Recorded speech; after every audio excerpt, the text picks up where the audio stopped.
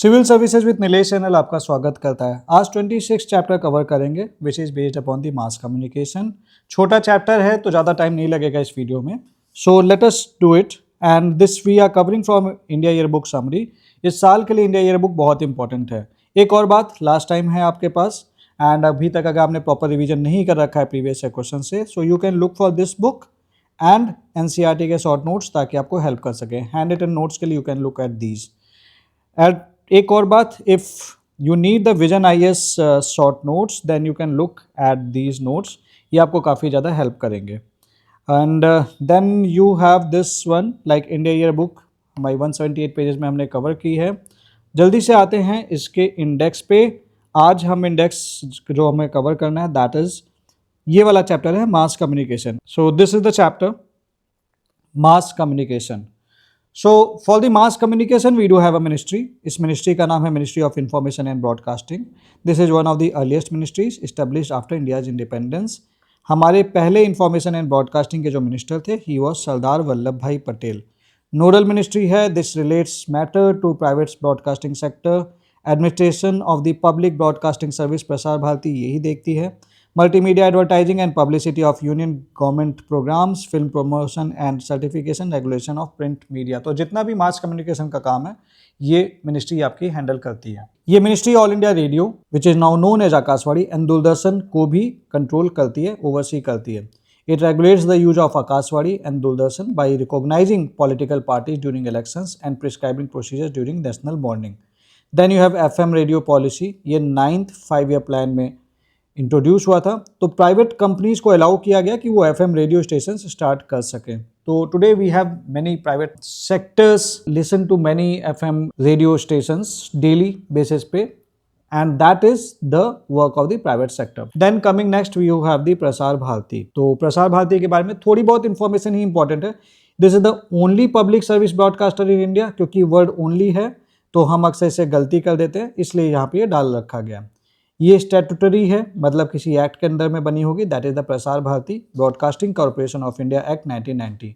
इसके दो कंपोनेंट्स हैं, एक है आपका आकाशवाणी, दूसरा है दूरदर्शन। आकाशवाणी पहले हम इसे ऑल इंडिया रेडियो कहते थे। कवरेज अच्छा खासा है। Governance structure is that it is govern by Prasar Bharati board. तो इसके कंपोजिशन में there is a chairperson, then it has executive member who is the CEO, then you have the member of finance, member of personnel, 6 part-time members, representative of the Ministry of Information and Broadcasting, director general of Akashvani and Doordarshan. उसके बाद आते हैं then जो इसमें कुछ जो important है वो मैं आपको बता दे रहा हूँ। Then you have the PM Shabd portal. क्या है PM Shabd portal? This is the shared audio visuals for broadcast and semination. तो this is actually the Prasar Bharati की न्यूज़ शेयरिंग सर्विस है। तो ये मीडिया ऑर्गेनाइजेशंस को डेली बेसिस पे न्यूज़ फीड्स प्रोवाइड करती है in audio, video, text and photo formats में। Then you have the Akashvani. Akashvani की बात कर लेते हैं। सो आकाशवाणी इसका 3 टायर ब्रॉडकास्टिंग सिस्टम है। पहला है नेशनल ब्रॉडकास्टिंग, दूसरा है रीजनल ब्रॉडकास्टिंग, तीसरा है local radio stations. So national broadcasting, this is the broadcast is through medium wave and frequency modulation. Regional broadcasting, this operates in regional language and dialects. Local station broadcasting, that is this serve small town and communities. This broadcast mostly on frequency modulation. तो local radio station FM पे करेगा काम, ठीक है। And this is broadcast through the medium wave and the frequency modulation.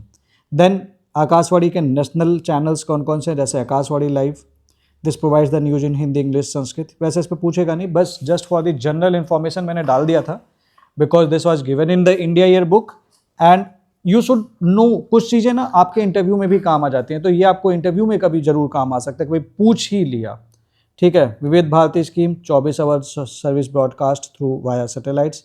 It provides Hindi Bollywood entertainment content. Ragam, you have Aradhana. फिर दूरदर्शन की जो news wing है यू हैव DD न्यूज़। ये इंडिया का केवल only terrestrial cum satellite news channel है। क्या मतलब हुआ इसका? इसका मतलब जो चैनल है it can reach viewers using 2 methods. एक है टेरेस्ट्रियल ब्रॉडकास्टिंग, मतलब जो सिग्नल्स है that is sent through the land based transmitters, TV towers. Then you have the satellite broadcasting, so signal is sent through the satellites in space. Then you have the regional news unit. So all states have at least one regional news unit except Sikkim. Jammu and Kashmir has 2 regional news unit. Ladakh has 1 regional news unit. Then you have DD India. DD India in English news channel है दूरदर्शन का. This is ranked among the top 5 English news channels. DD National, this is the flagship channel of Doordarshan network. Then this operates as public service broadcaster. तो ये live telecast जो भी होता है आपका DD network पे आपको DD नेशनल पे मिलता है. Then you have DD Bharati. This is one of the 5 national channel of Doordarshan. This focus on this. Aim is to preserve and promote India's culture, heritage and values.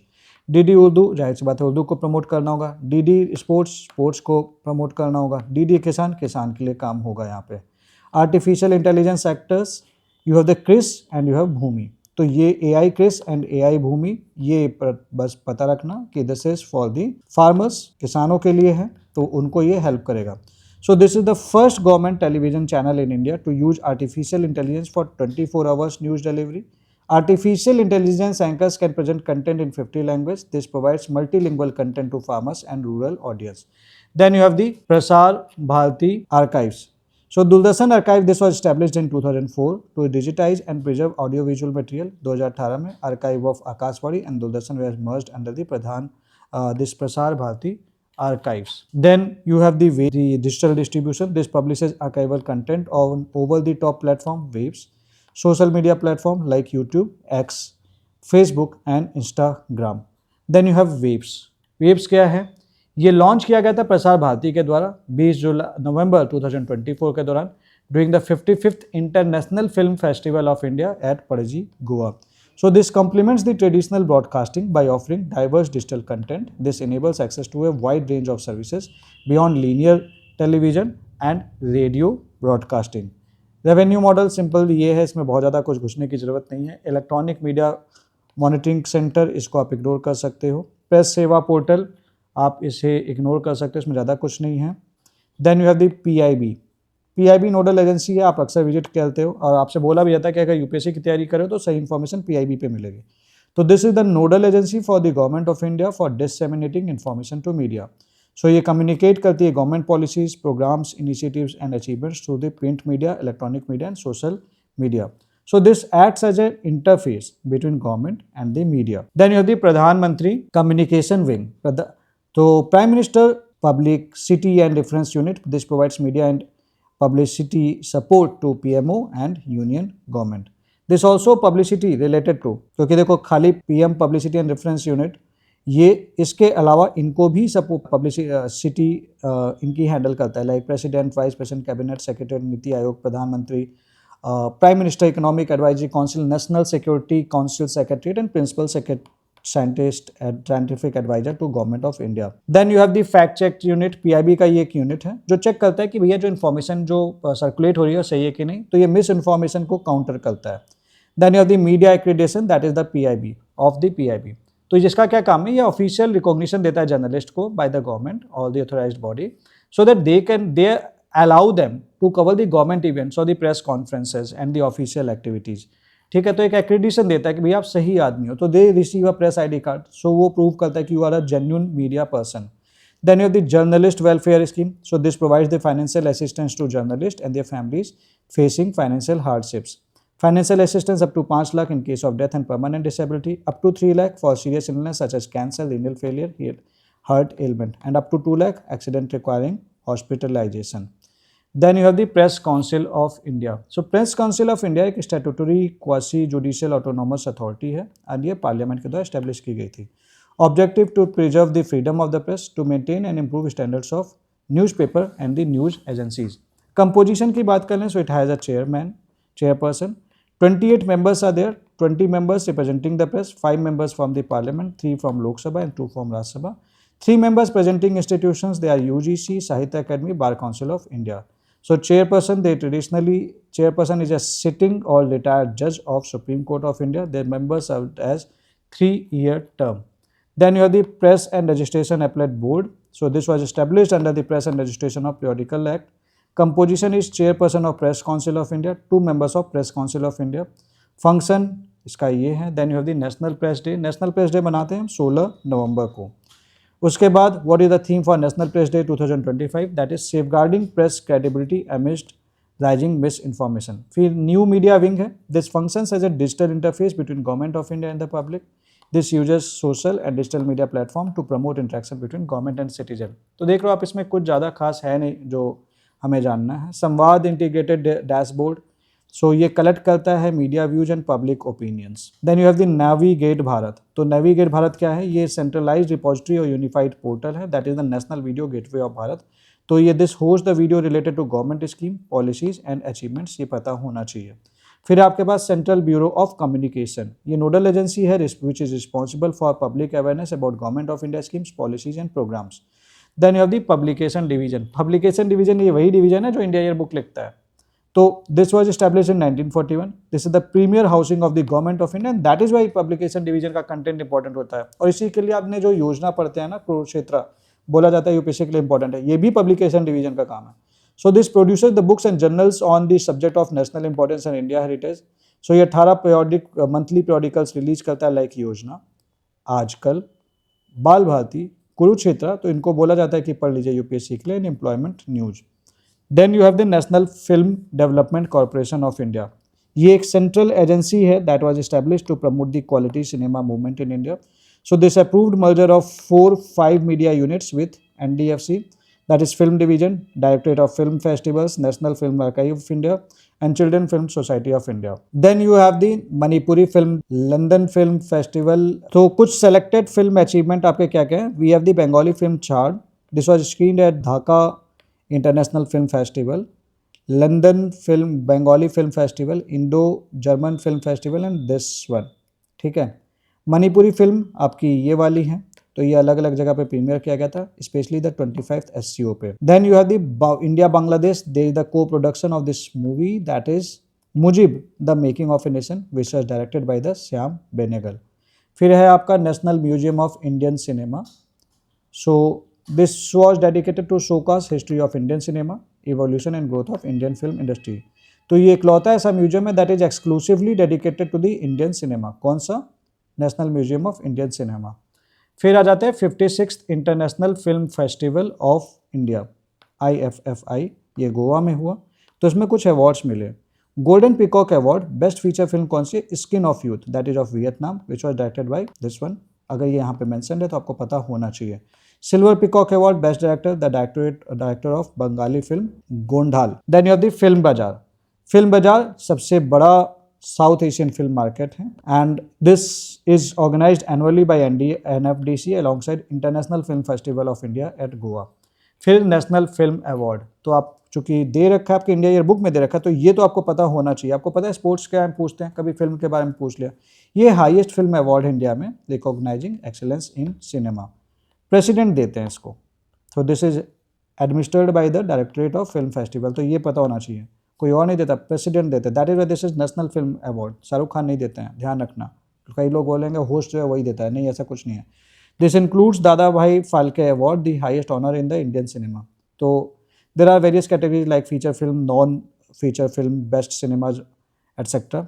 तो 71st film festival that was held in September 2025। Best winner, major winners कौन थे? Major feature film is 12th fail. Best actor was given to Shahrukh Khan for Jawan and Vikrant Massey for 12th fail. Best actress Rani Mukherjee, Mrs Chatterjee versus Norway वाली film में।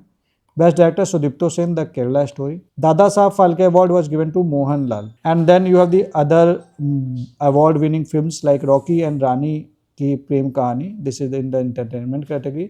Sam Bahadur values category. फिर है 72nd national film award, अभी तक announce नहीं हुए, तो 71st इंपॉर्टेंट है, तो पता रखिएगा बिकॉज आपके एक तो इंडिया ईयर बुक में दे रखा था और इंपॉर्टेंट भी है। फिर है आपके पास you have this central board of film certification. Central board of film certification ये ऑपरेट करता है under the national film development corporation limited. ये रिस्पॉन्सिबल है for the certification of film for the public exhibition.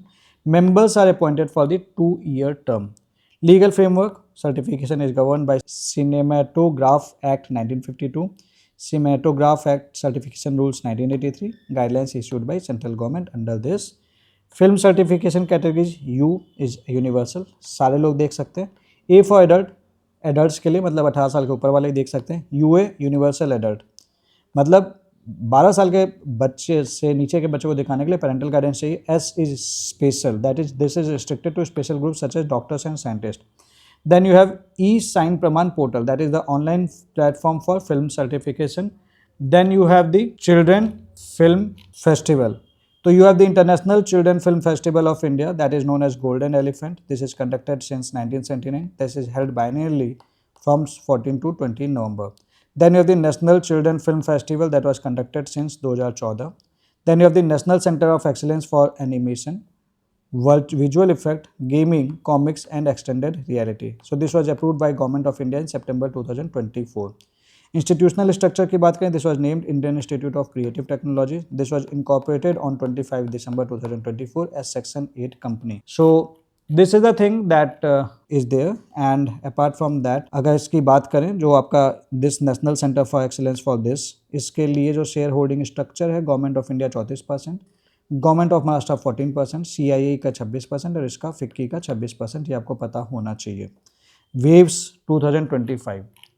तो what is waves? ये global platform है for media and entertainment sector. This promotes collaboration between India में media industry and the global media industry. Waves 2025 event, पहला edition organise किया गया था इस 1 अप्रैल 2025 को. This was organise by NFDC under the ministry of information and broadcasting. Inaugurate किया गया था प्राइम मिनिस्टर मोदी के द्वारा. And this established India as a global hub for the content creation. Then you have the Press Trust of India. So Press Trust of India ये largest news agency है India की, and this was established in August 1947. This began operation in 1949. So this functions as the news cooperative owned by the newspaper. This provide unbiased and unreliable news. Then you have the Unified News of India. So Unified News of India, this incorporated in December 1959. This started functioning effectively from 1961. फिर Asian news international है. This was established इन 1971. पहला national news agency है जो कि syndicated video news provide करता है. फिर Indo Asian news services है. This private news agency with presence across several Indian cities. Then you the Hindustan Samachar. This was established in 1948. This is privately owned news agency. So that's it for this chapter. इस chapter में देखो बहुत ज़्यादा कुछ खास important नहीं था. एक एक काक जो टर्म आ गए थे बीच बीच में, लाइक या फिर फीचर फिल्म वगैरह, उतना ही इंपॉर्टेंट है, उससे ज़्यादा कुछ खास नहीं है. बट इसमें आपको कई सारी चीज़ें इंपॉर्टेंट मिलेंगी कल्चर एंड टूरिज्म पे. सो मिलते हैं इसके लिए नेक्स्ट वीडियो में. तब तक के लिए all the best, bye bye. And don't forget to share this video with your friends so that हम दूसरे बच्चों की भी हेल्प कर पाएँ जो भी इंडिया ईयर बुक से चीज़ें अपनी कवर करना चाह रहे हैं, so that they can have an edge over others. All the best.